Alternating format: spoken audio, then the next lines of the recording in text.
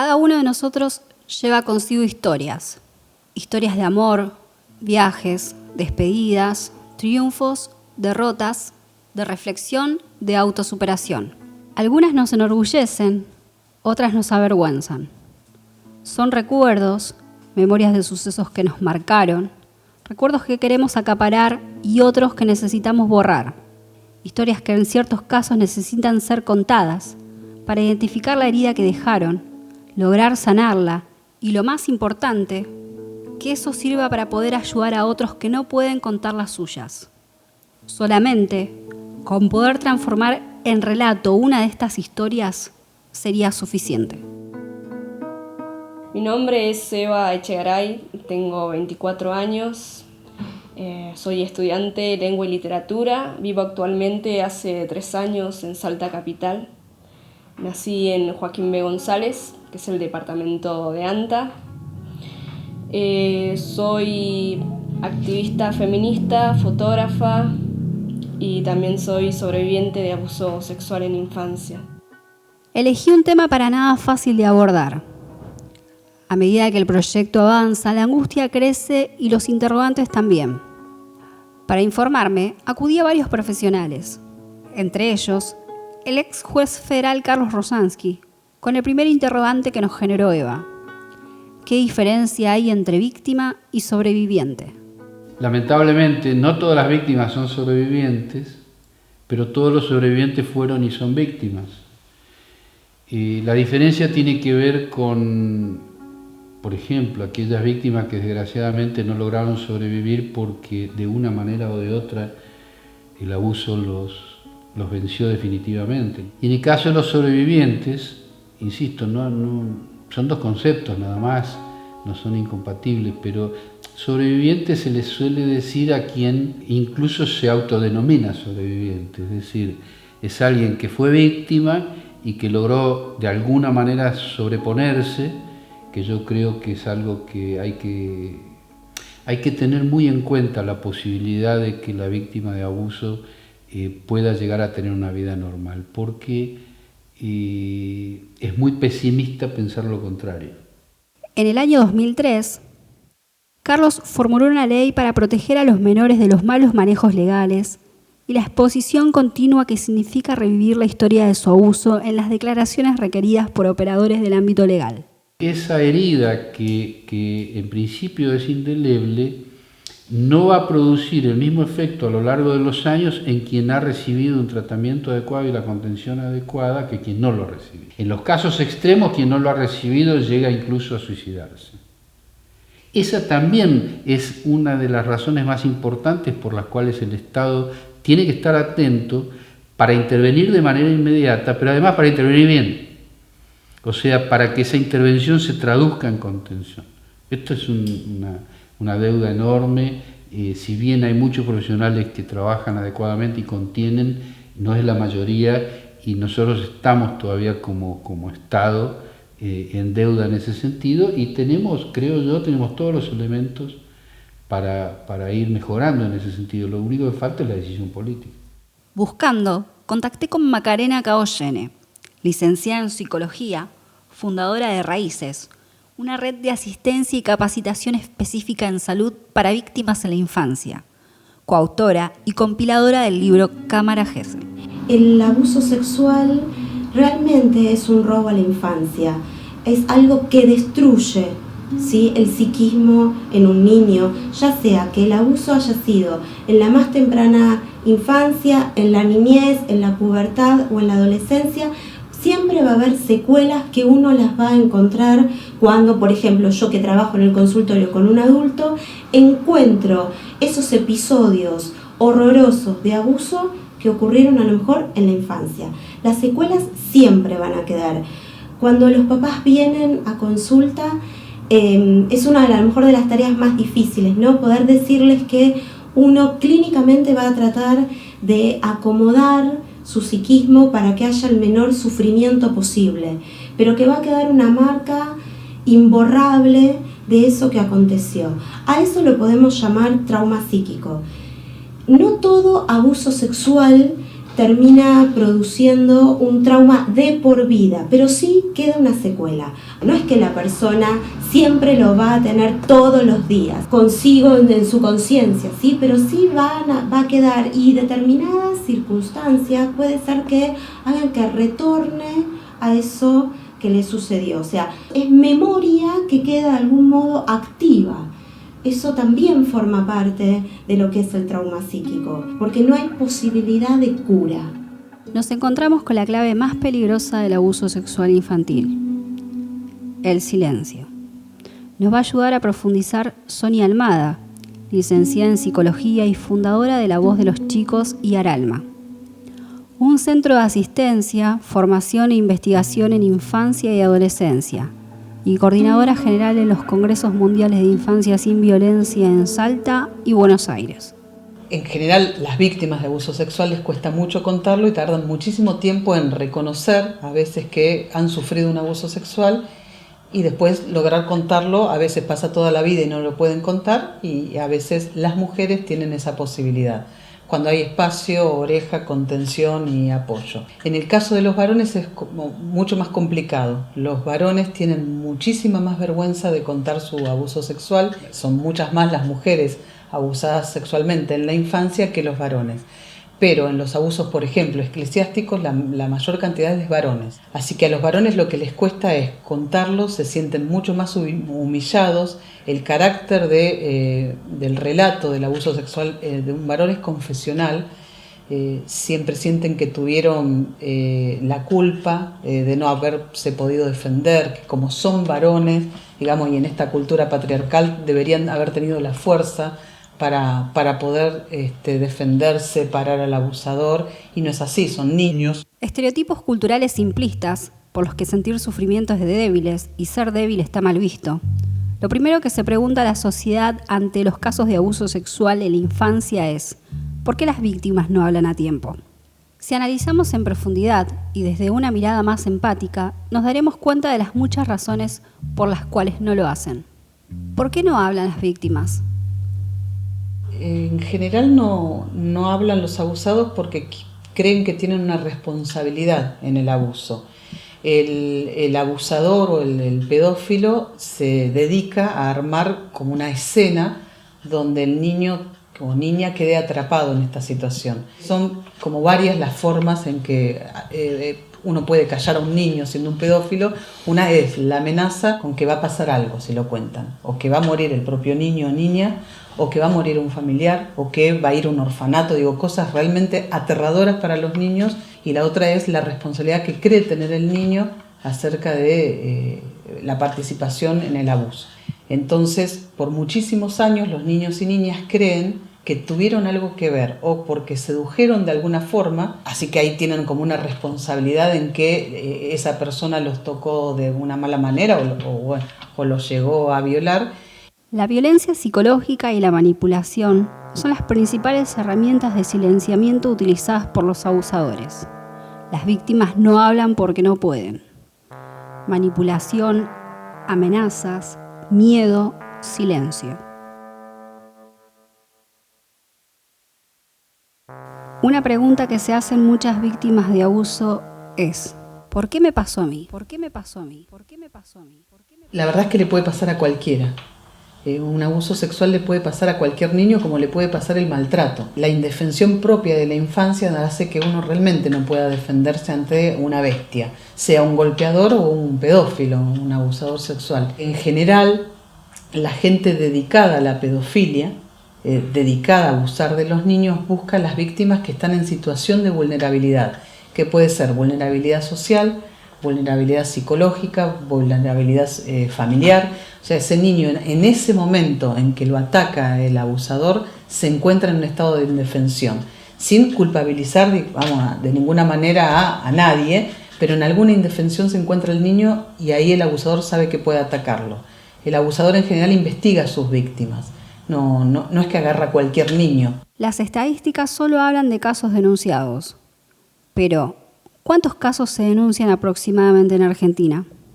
Con este documental queremos visibilizar una problemática social que en la actualidad sigue siendo un tabú y darle voz a las víctimas y sobrevivientes que aún no lo pueden contar.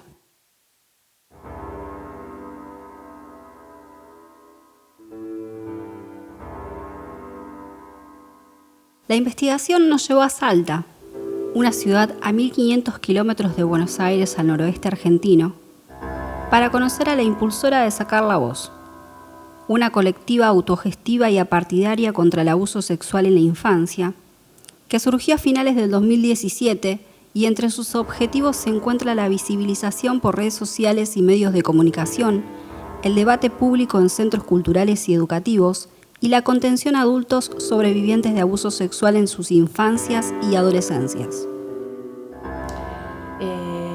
Sufrí abusos por parte de mi hermano alrededor de 6-7 años durante mi infancia. Él era mayor, me lleva como unos 6 años.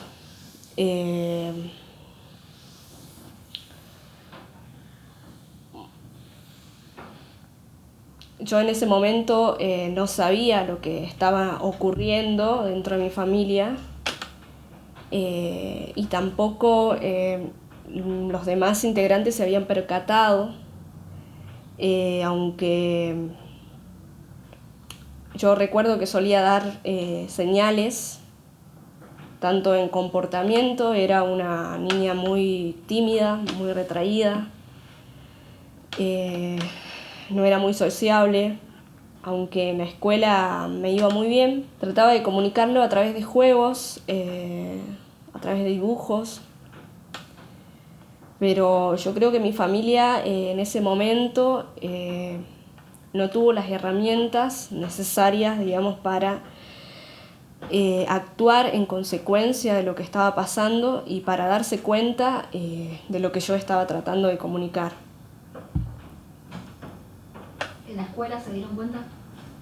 No, en la escuela no, porque yo, si bien rendía muy bien académicamente, digamos, pero sí era una niña tímida que quizás suele pasar siempre, digamos, en las escuelas, de que siempre hay un niño o una niña con estas características, entonces por ahí pasa desapercibido.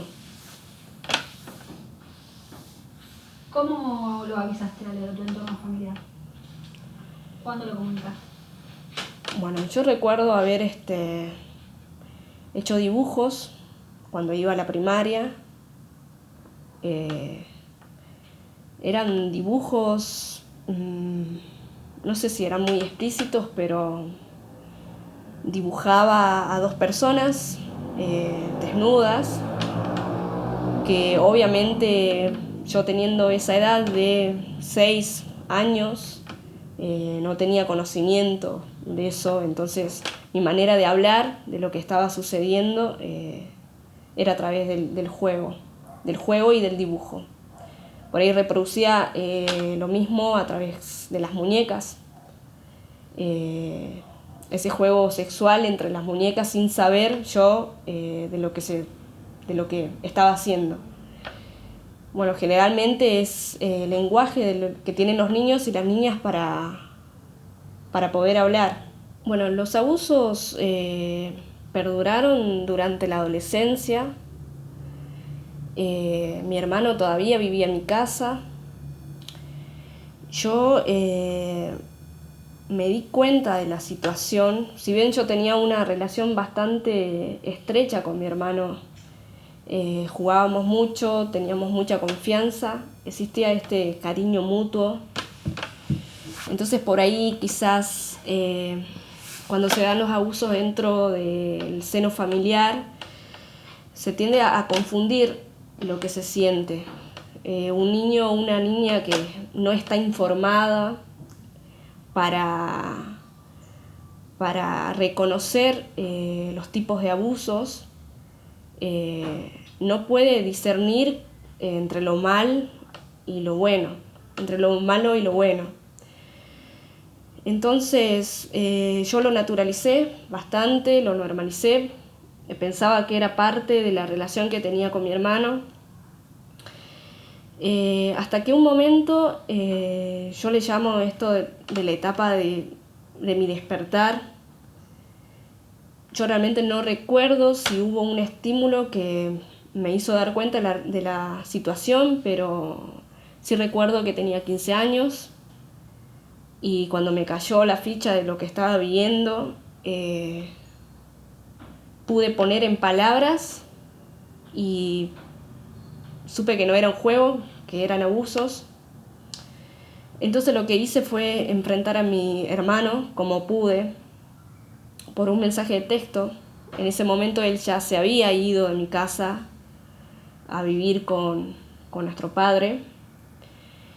Y recuerdo que le mandé y le dije, yo ya sé lo que vos me hacías y no eran juegos.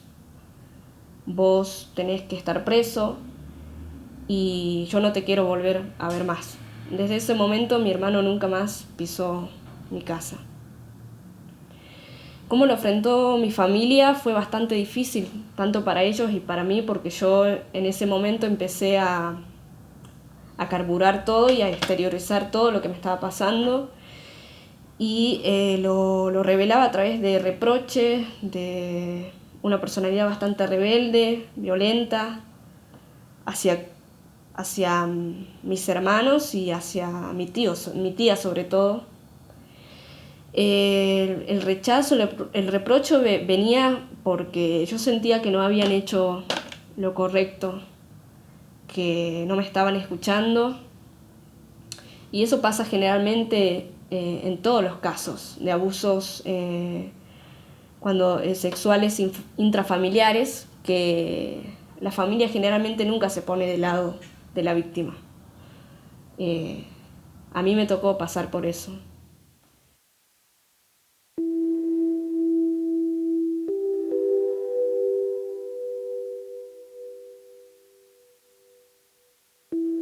Seguramente surjan preguntas después de su relato.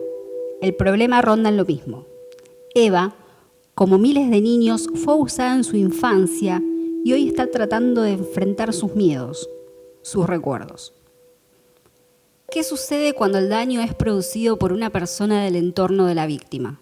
Me parece que hay que hacer una diferencia importante cuando hablamos de abuso extrafamiliar y abuso intrafamiliar, que algunas corrientes teóricas lo llaman incesto, ¿sí?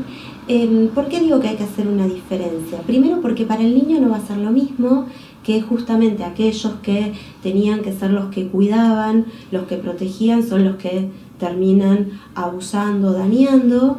Y por otro lado, porque suele ser mucho más sencillo hacer una denuncia o poder decir que algo malo me está pasando cuando el daño proviene de afuera y no desde el interior. Para el núcleo familiar sucede lo mismo. Reconocer que un miembro de una familia es el que está produciendo daño es muy doloroso. Entonces ahí se activan como otros mecanismos de defensa, en donde aparece la desmentida, la negación, la renegación, el no lo puedo creer, no, fíjate que si siempre fue tan bueno, si le gustan los chicos. Empiezan a aparecer determinados discursos que primero no ayudan a la víctima, confunden a la víctima, confunden también al núcleo más cercano. Sí tenemos que partir de la idea de que, si bien está esta diferencia, el abuso sexual, ya sea que venga de afuera o esté en el interior de la familia, va a producir una onda expansiva. Es como si uno dijera, ¿es un estallido? ¿Una bomba? Bueno, vamos a tener un núcleo en donde se produce el mayor daño, que ahí vendría a ser la víctima. Y después tenemos otras víctimas, la mamá, el papá, los hermanos, los amigos, ¿sí?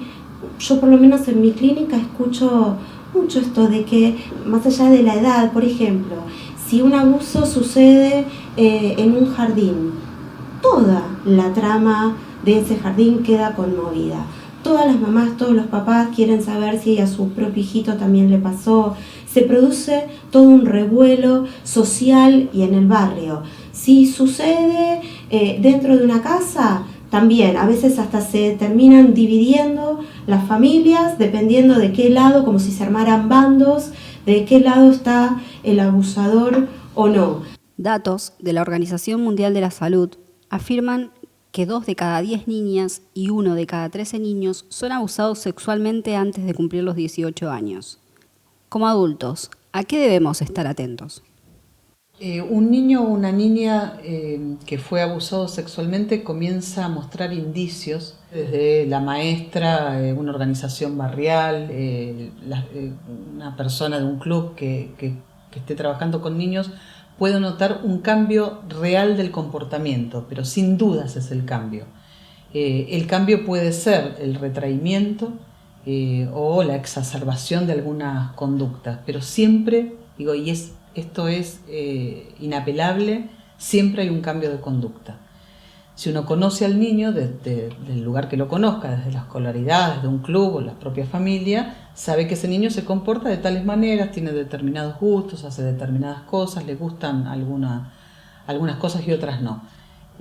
A partir de que empieza a sufrir y desde el primer momento del abuso sexual, su conducta comienza a cambiar. Lo inherente a cada niño, eso es lo que hay que mirar. Si el niño es un niño retraído, probablemente o esté más retraído o tenga una conducta como muy compulsiva o impulsiva.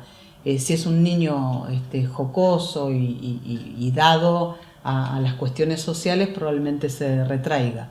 Después hay una cantidad de conductas que se ven dentro de la casa, que es pesadillas, tienen problemas al dormir, enuresis y compresis, que es hacerse pis o hacerse caca, se les escapa, ¿no? El control de esfínteres, problemas académicos, les cuesta aprender o prestar atención en clase y para mí el signo más importante es una oscuridad tremenda que empieza a apoderarse del niño y a medida que el abuso se va cronificando en el tiempo, se va haciendo como más, el niño está expuesto a más tiempo de abuso, cada vez hay una sombra que lo va tomando, se va oscureciendo completamente. Sacar a un niño, adolescente o adulto de esta oscuridad no es tarea fácil. Hay varios factores necesarios: el acompañamiento, la ayuda profesional psicológica y judicial, y una tarea intensa de autoconocimiento y aceptación.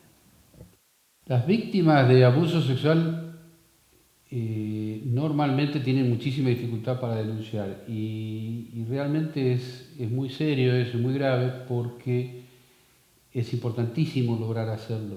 Una, por la propia víctima, porque el hecho de denunciar implica poder hacerlo. Poder hacerlo significa poder expresarse de alguna manera o expresar como pueda lo que le pasó. Y ese proceso de dar la noticia, que sería denunciar, en el ámbito que sea, es altísimamente alentador respecto del futuro de esa persona abusada, la posibilidad de denunciar. Y en segundo lugar, porque por supuesto esa denuncia es imprescindible para el otro paso, que es tratar de encontrar al responsable y sancionarlo. Entonces son dos aspectos fundamentales. El más importante, por supuesto, es la posibilidad de la víctima de hacer saber lo que le está pasando. Eso permite frenar inclusive los abusos y al mismo tiempo comenzar un proceso de entendimiento de lo que le pasó, de comprensión, de reparación, que hace la gran diferencia. O sea, es completamente distinta la persona que fue abusada y nunca encontró un espacio ni para denunciar ni ningún tipo de reparación que quien no encontró. Desde que empecé este proyecto hasta hoy, supe que estaba trabajando con una bomba de tiempo a punto de explotar. Durante este proceso se denunciaron pública y judicialmente algunos casos que hicieron que el tema estuviera en auge. A raíz de esto, varias personas lograron replantearse el abuso y su credibilidad. Totalmente asociada con el feminismo, la lucha de la niñez está buscando su propio cauce. ¿Quiénes hacen la denuncia cuando las víctimas son menores de edad? Las denuncias no pueden hacerlas los niños o los adolescentes. La denuncia la tiene que hacer un adulto, que va a ser el adulto que escuche o que tenga la sospecha de que algo está sucediendo. El niño tiene un modo de poder hablar o de poder hacernos entender que algo le está sucediendo. En mi clínica, por lo menos lo que yo encuentro es que el niño siempre da a conocer lo que está pasándole. La cuestión está si eso que puede ir manifestando, ya sea con palabras, con gestos, con dibujos, con conductas, pueden ser leídas por el adulto que está a cargo en ese momento. ¿Qué quiero decir con esto? Un niño sano siempre va a hacernos conocer lo que le está pasando. Va a ser tarea del adulto poder escuchar. ¿Cómo hacemos, no? Porque uno dice, entonces tengo que estar siempre como muy alerta.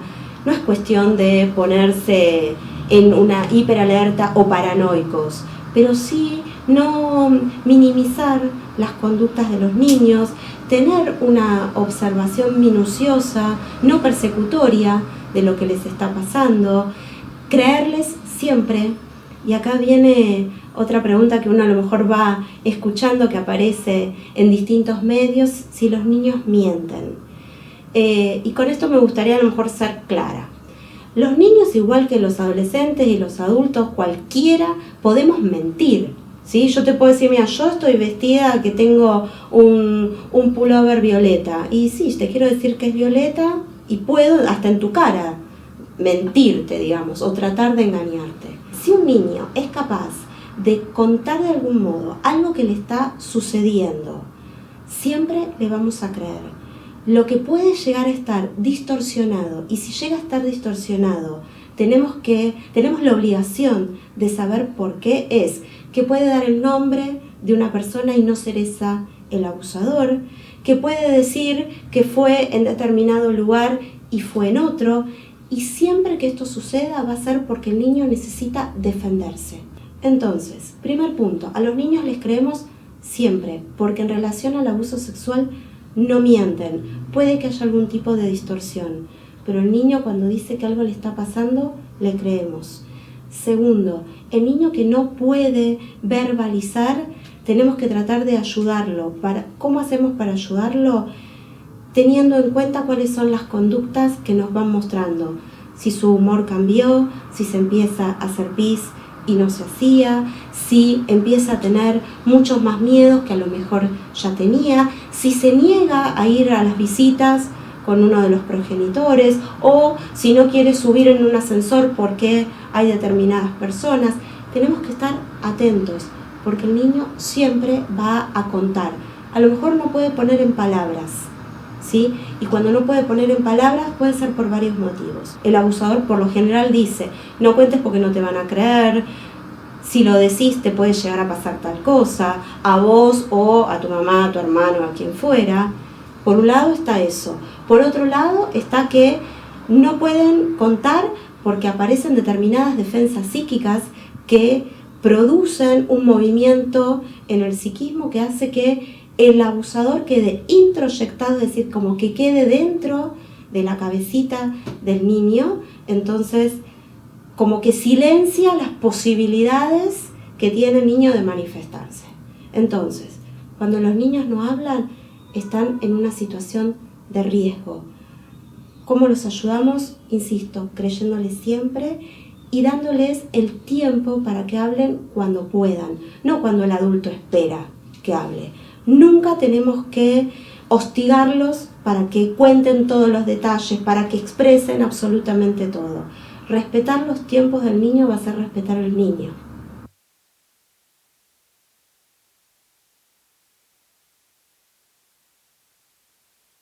En un sistema donde se cuestiona la credibilidad del niño y coexiste la irresponsabilidad y la falta de empatía en los intérpretes judiciales, ¿cómo se puede creer en una justicia que no está a la altura de las circunstancias?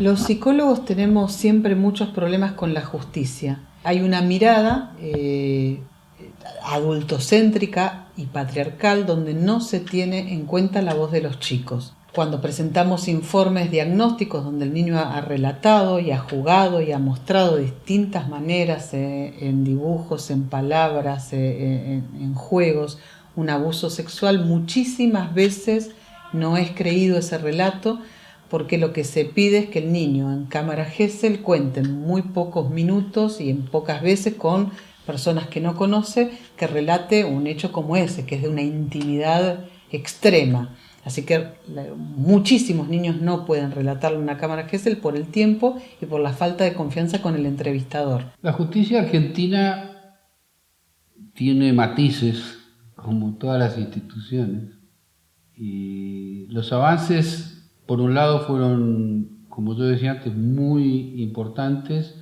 desde lo teórico, desde la normativa, desde las leyes. Y obviamente las leyes por sí solas no sirven para nada porque son tinta sobre papel. O sea, la ley sirve cuando quien la tiene que aplicar la aplica correctamente, si no es nada más que una expresión de deseos. En Argentina la legislación es de avanzada en Latinoamérica, hace mucho tiempo ya, pero esa legislación y ese carácter avanzado que tiene, y progresista, no se traduce en las intervenciones cotidianas. Hay casos donde sí, y hay muchos casos donde no. Y la diferencia entre que la normativa protectora se cumpla o no se cumpla es estrictamente responsabilidad de los jueces, que son quienes tienen que aplicar esas normas. Entonces, en Argentina tenemos un poder judicial muy heterogéneo. Heterogéneo en cuanto a que en cada caso, cada juez, cada fiscal, en esa intervención que le va a tocar, va a poner, como no puede ser de otra manera, su propia ideología. Esa es la explicación de por qué nosotros tenemos a veces fallos sobre este y otros temas. Pero tenemos fallos que nos parecen extraordinarios por la comprensión de esa persona que dictó el fallo, porque entendió las pruebas como correspondía, y tenemos fallos que son una vergüenza. Entonces uno piensa, las normas son las mismas, el problema es que quien interpreta no es el mismo. Cada uno, en mi experiencia, interpreta desde su propia ideología, con su cosmovisión, y no va a ser lo mismo el resultado de interpretar una norma y los hechos que se ponen delante de él, si tiene una mirada androcéntrica, varonil, masculina, discriminatoria, que si tiene una completamente opuesta, es decir, receptiva de lo que significa la legislación protectora, de lo que significan los sufrimientos de las víctimas. Automáticamente queríamos buscar un culpable, alguien que se haga responsable de esto. ¿A quién debemos echarle la culpa? ¿A los abusadores? ¿Al Estado que no está aplicando la educación sexual integral como corresponde? ¿A la justicia que pareciera ser apática? ¿A la sociedad que ya naturaliza este tema o peor, prefiere ignorarlo? ¿O seguimos echándole la culpa a las víctimas como se hizo hasta ahora? Todavía no pude denunciar, es algo que lo vengo trabajando hace un tiempo. Voy a terapia hace como 2 años. Eso me está ayudando, digamos, a estar preparada para enfrentar todo el proceso judicial, que lo voy a hacer. Quizás no es el momento todavía. Creo que existe un proceso de denuncia por el hecho de esto de estar preparada psicológicamente, emocionalmente y físicamente, porque requiere un esfuerzo enorme. La denuncia es importante, obviamente que sí, para dejar sin impunidad a los abusadores, pero no es una obligación, es un derecho, pero no es una obligación.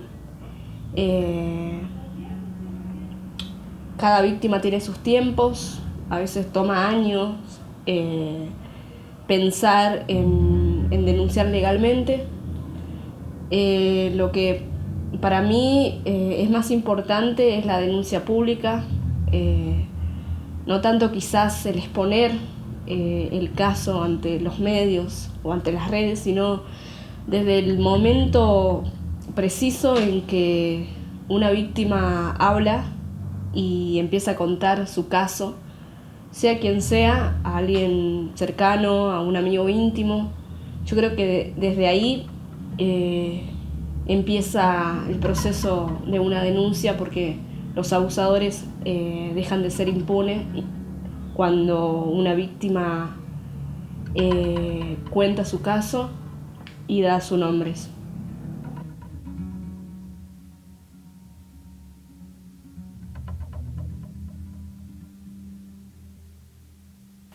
Actualmente el abuso sexual en la infancia es cualquier interacción de contenido sexual que tenga un adulto con una criatura, con una niña, niño o adolescente.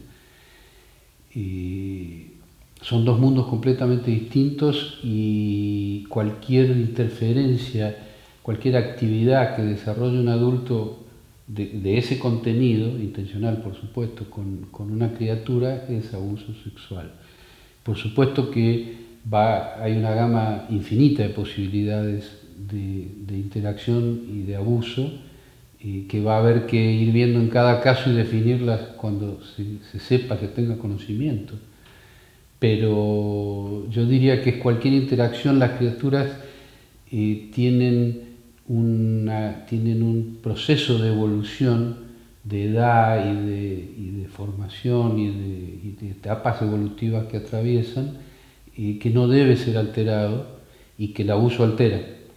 Es decir, el abuso lo que hace es afectar esa normal evolución que tienen las criaturas en su sexualidad y la altera en la mayoría de los casos gravemente.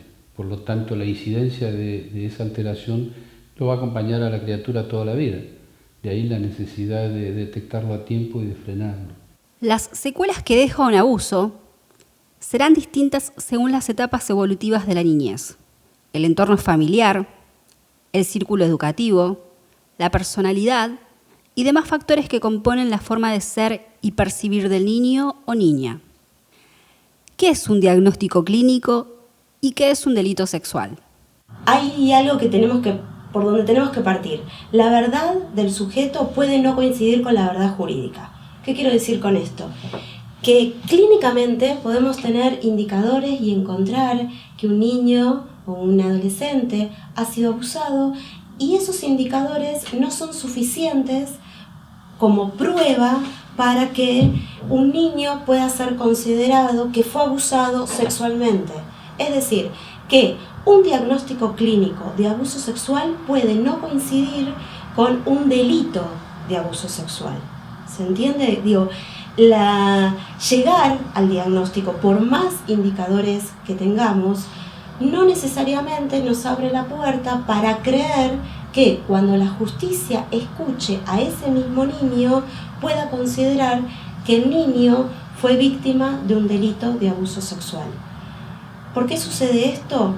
Primero, porque la escucha va a ser distinta, se escucha al niño de otra manera, uno busca encontrar síntomas, indicadores que den cuenta de un tipo de padecimiento o de sufrimiento del niño, y la justicia va a tratar de encontrar indicadores que oficien como prueba. Algunos valores familiares implantados en la sociedad estaban teniendo un costo demasiado caro de sostener.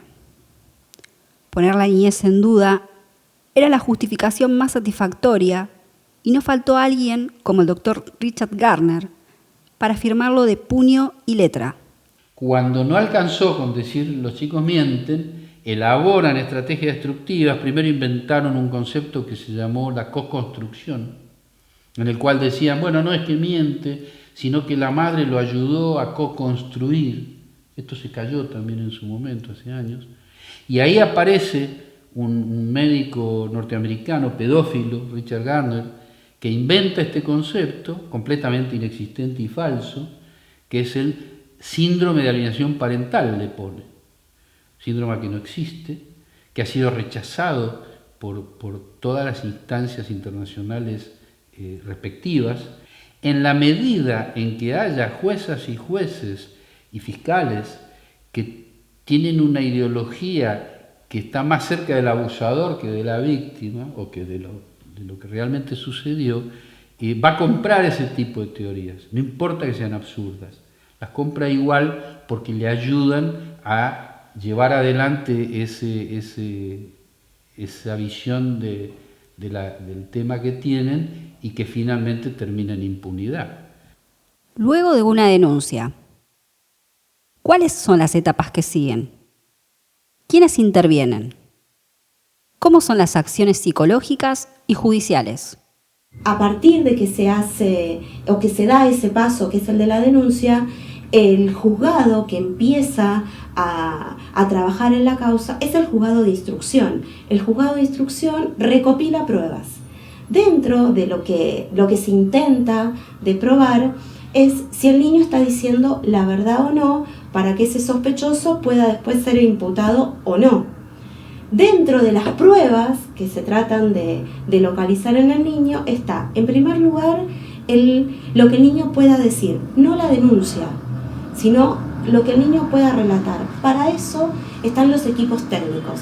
Los equipos técnicos están conformados por profesionales formados, ¿sí?, en la temática, no solamente en la temática de abuso sexual, sino en la temática de lo que es ser un niño, cuáles son los trabajos psíquicos normales o saludables y cuáles son los psicopatológicos. Esto es lo que debería suceder. Lamentablemente no siempre sucede. Encontramos determinados equipos técnicos que no tienen, a mi gusto, la formación suficiente para hacer ese tipo de evaluación. Encontramos también que falta formación de fiscales y jueces, ¿sí? Entonces, la búsqueda de prueba apunta a que eso que se vaya a encontrar o no pueda dar cuenta de un adulto que cometió ese delito. Distinto es lo que hacemos clínicamente. Yo cuando recibo un niño o un adolescente, lo primero que me pregunto es ¿de qué padece? En función de qué padece, puedo pensar quién ha sido el que le infligió ese sufrimiento. Pero yo no me dedico a buscar el quién. La justicia sí, lo cual es lógico. Entonces ahí ya los caminos empiezan a quedar separados. Yo voy a privilegiar siempre a un niño sin que me importe averiguar el quién en función de poder acusarlo. Yo no acuso. Sí necesito saber el quién, porque si es un abuso intrafamiliar, tengo que alertar a los papás. Solamente para eso, pero no lo voy a enjuiciar. Entonces, el juzgado o la fiscalía, que sí necesita encontrar el quién, va a tratar de escuchar al niño desde otro lugar. Las preguntas que se le van a hacer son otras, los tiempos judiciales son otros. Tenemos que considerar que un niño que llega a una instancia jurídica se trata de que se le haga una única entrevista testimonial. En esa única entrevista testimonial, el profesional a cargo, que es un perito psicólogo de oficio, tiene que tratar de encontrar la mayor cantidad de indicadores para después hacer un informe que le extiende al fiscal para que se llegue a alguna conclusión y que le llegue al juez. Un único encuentro. De ese único encuentro se evalúa si el niño está en condiciones de llegar a otra instancia, que es la de cámara Gesell.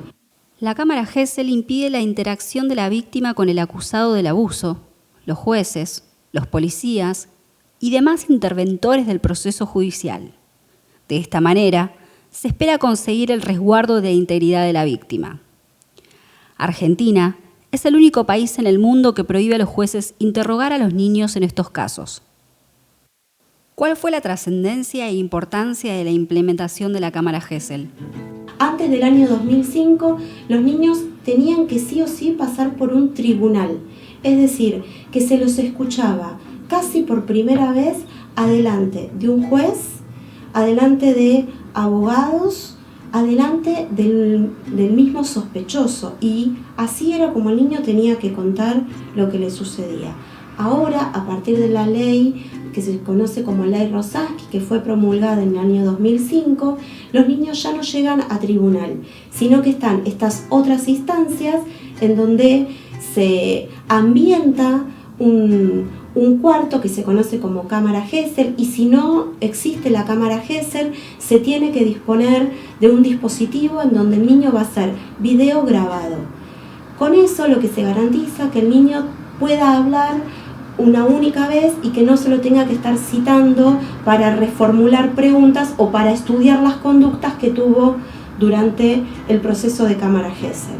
¿En qué consiste la cámara Gesell? Dependiendo de la edad del niño, se va a armar un interrogatorio y también se arma lo que se conoce como una hora de juego.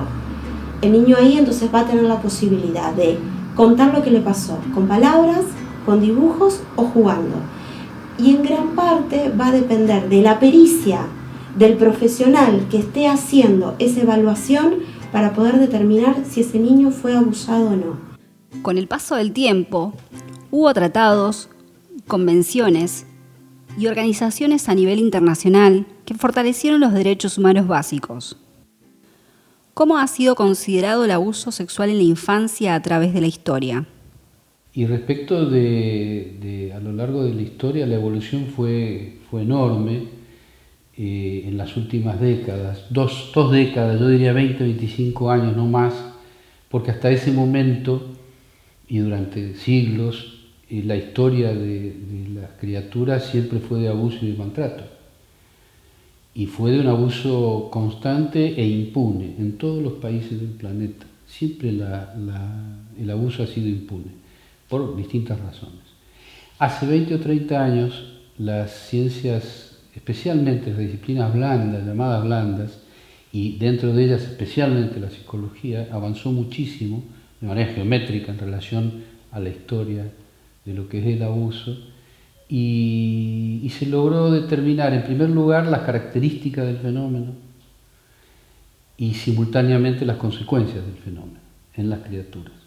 Ambas cosas, las características y las consecuencias, fueron esenciales porque hasta ese momento todo lo que era desde el punto de vista del derecho, no había gran diferencia entre robar un reloj o abusar de una criatura.